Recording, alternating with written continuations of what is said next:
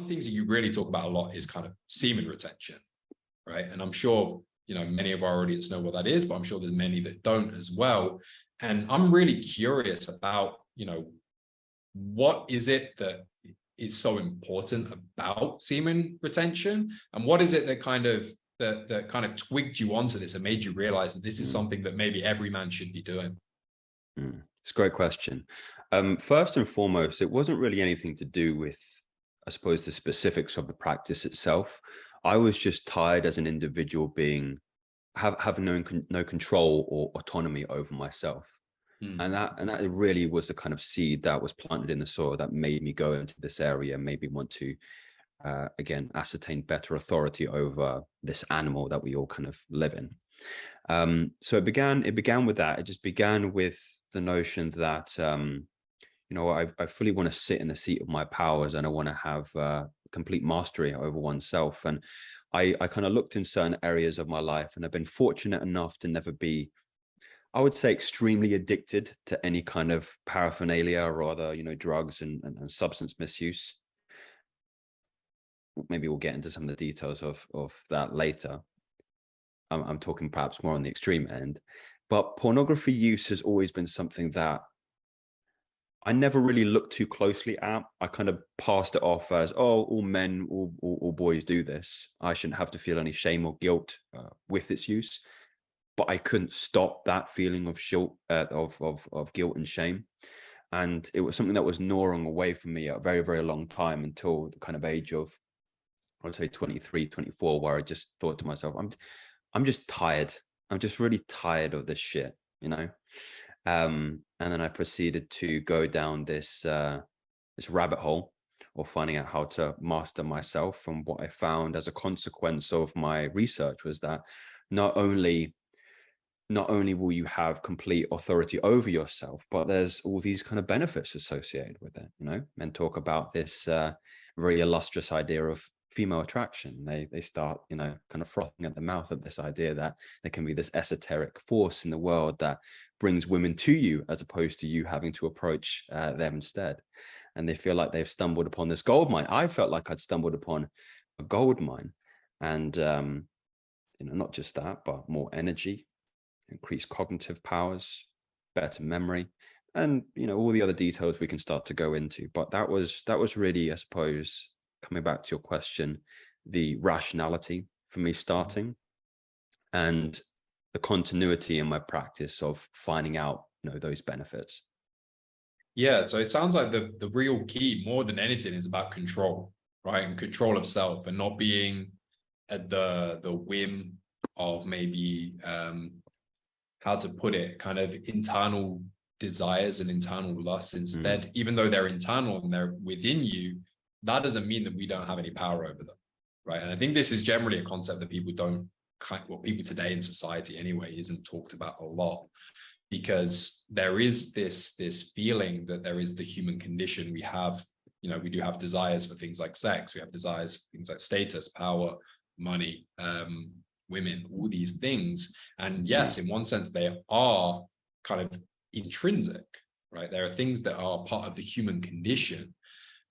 But the idea that just because something is part of the human condition doesn't mean that you can resist aspects of the human condition. And there's, you know, there's other aspects of society which seems to focus on these negatives of the human condition and less on some of the other aspects in terms of kindness, love, companionship, and being able to cooperate together, and how that can be, you know, for the greater good, both on a personal level as well as on a different level. So for me, it's really fascinating that well, I want to ask you actually, like, did you find, it sounds like it was initially the struggle with pornography which led you to kind of this realization where it's like, okay, I can actually have control over this area of my life. Did you find that bled out into other areas, like after you did kind of maybe beat that demon, as it were? What the tendency the control to want to control 100%. Yeah. I mean, I think fundamentally the solution I found to mitigating the presence of pornography in my life, it's a tool so powerful that, again, I find it, as you kind of poetically said, bleeding into all other facets of my life. When people try to quit pornography or, go on this journey of semen retention, celibacy, abstinence, whatever synonym you want to use, they typically mistake the source of why that is happening. And the source of it is emotional control. Yeah. Right. At the source of every relapse, every decision to perhaps indulge in something that you know isn't going to be conducive for your health long term, it's typically a negative emotion tied to it. It could be fear, fear that I'll never find a good woman and, be in a relationship, get married, have children. It could be shame. It could be apathy. Things aren't going well in my life. I'm depressed. I'm anxious. I'm stagnating. I'm drifting. Let me find the pleasure. Right. So what I found was, once I started to develop the tools that allowed me to better relate to my emotions, I would find more control over things like anger, more control over things like pride, more control over things like neurotic tendencies that everybody, including you or I, have experienced in our lives, stress, anxiety, depression. It's not that, and I need to be careful about how I phrase this, but I don't want to say that emotions in and of themselves are bad, or you place some kind of subjective opinion on them. They're very objective. They're part of reality. They're the human condition, I think you put, as you said previously. But it's a way of relating to them in a more healthier way. I like to call it identification with those emotions, as opposed to, let's say, becoming them. Right. So so let's maybe talk about something a little bit different.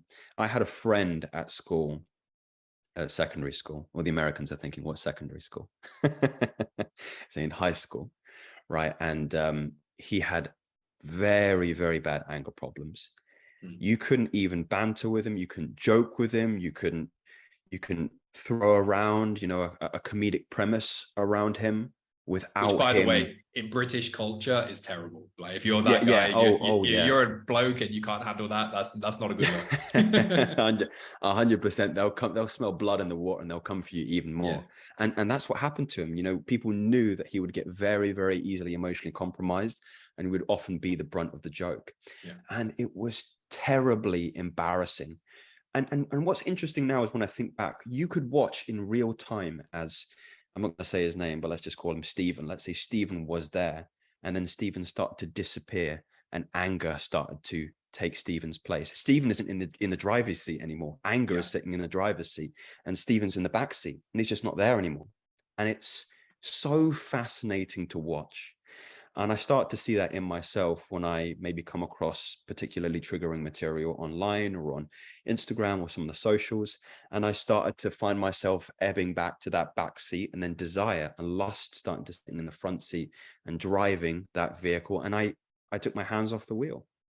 So it's so, and that's a very good analogy to kind of share with you, and what's actually happening in those moments is that you start to become a passenger instead of the pilot, as it were, of your life. So to answer your question, 100%, it will find its way into every single facet of your life and give you more control and authority in areas you wouldn't even think of before. Yeah, and that's so powerful, by the way. Like there was Adam Lane, I don't know if you follow him on Twitter, had a tweet that went super viral recently about how most of men's depression could be treated by basically making them feel more powerful and more in control of their lives. And it's also something that's really important in my own coaching with my own clients. Is one of the things that I'm always trying to get them to realize, is that they always have a way that they can take control of the situation depending on how they respond to it. And it's very interesting. A lot of the things you talked about has overlaps with some of the main issues that I deal with in my own clients, because like the key that I've found to most, like, obviously my goal with my coaching is to help people get into relationships, is to help men who want to have families, have relationships, get to that. And they've struggled with it in the past. And it all nearly always boils down to emotions. Like you mentioned kind of the neurotic tendencies that a lot of men have.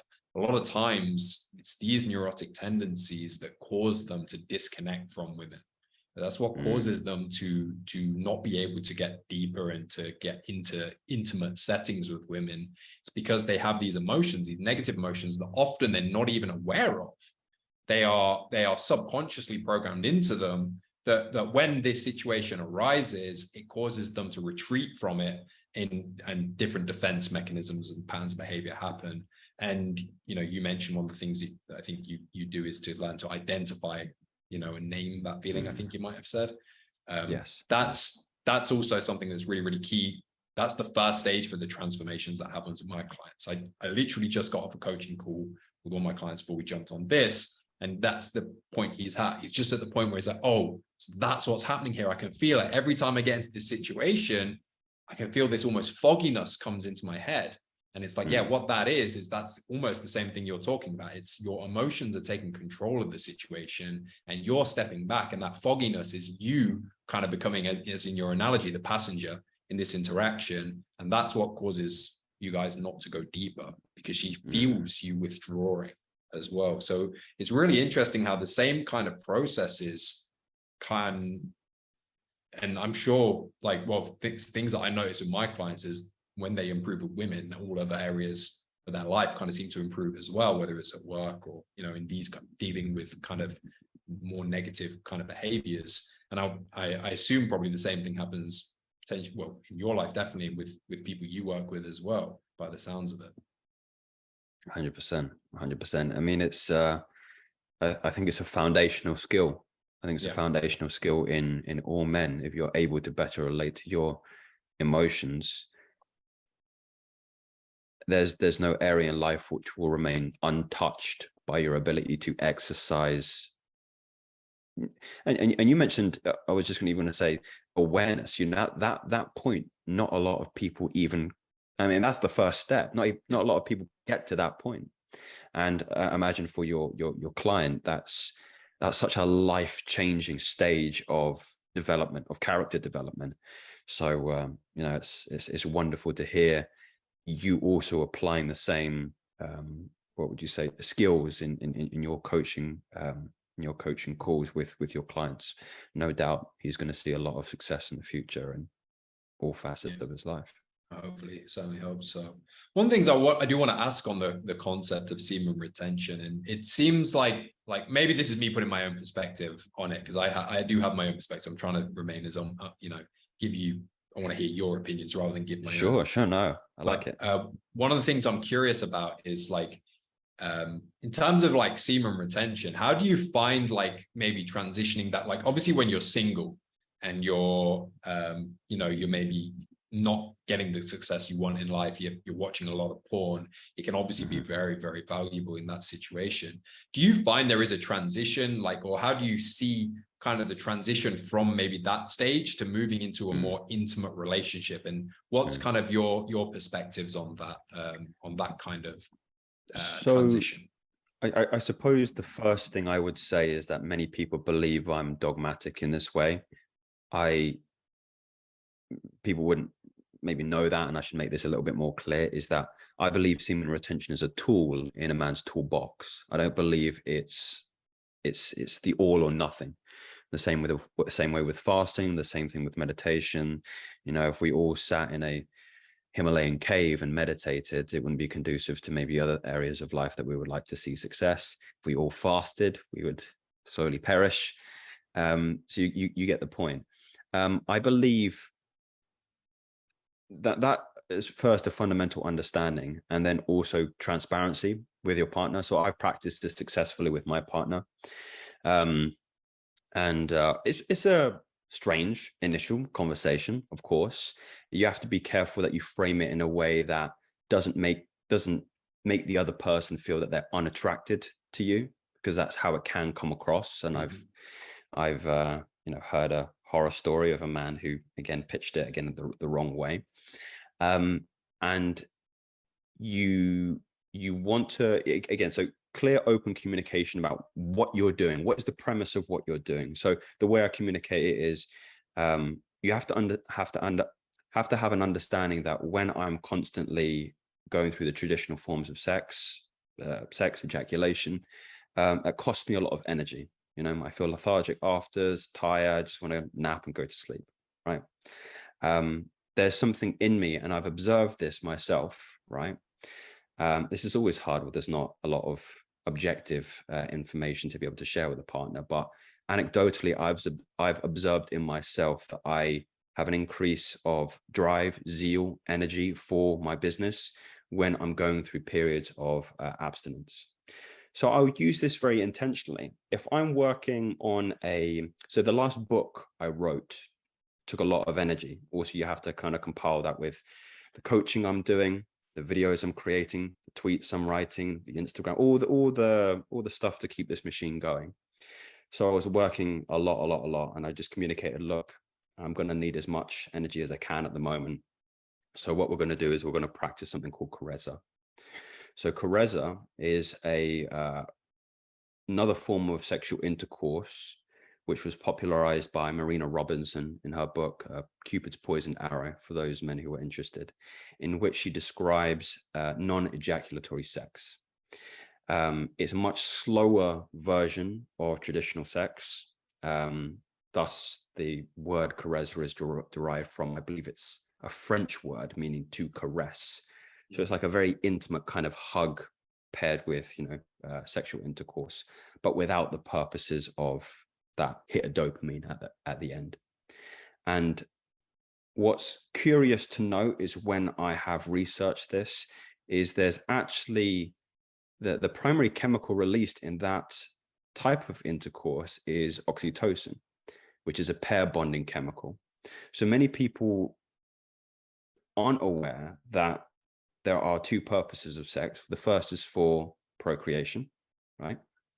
But even, I suppose, many traditional forms of sex now don't end in procreation. So yeah, traditional procreative sex is probably second. Pleasure-bound sex is first, right? Just for that hit of dopamine. The second is procreation, and the third is pair bonding. So pair bonding to strengthen the bond you have with your partner. Just to go back to your question, I don't believe that this is for everybody. I do believe that you can marry traditional or pleasure-driven, sex and not do that. But I think it's healthy that it goes back to your first question. It's control. It's control. Like when I empathize with that honeymoon period when you have a new partner and it's exciting and the attraction's there. You want to go out like rabbits for 3 times a day. Like I've been there, I've done that. I'm certainly not sitting here in my ivory tower. But when I look back on that particular part of my life, as much as it was, so much fun and it's exciting, I stopped going to the gym as frequently as I would have done. I stopped doing my tweets, stopped writing as much as I should have been doing. I stopped reading. I started trading in my morning meditation for morning lovemaking. So you just have to if you're getting the results that you want, don't change the system. That's what I would say. But if you're not getting the results you want, you have to change the system. It was a long answer, but nice it's good. That's what we want. Like it's better to go into the details. That's what the great thing about this kind of platform as opposed to Twitter, right? Podcast, like where nuance. Whereas Twitter is very much remove as much nuance as possible. Yeah, there's no nuance in Twitter whatsoever.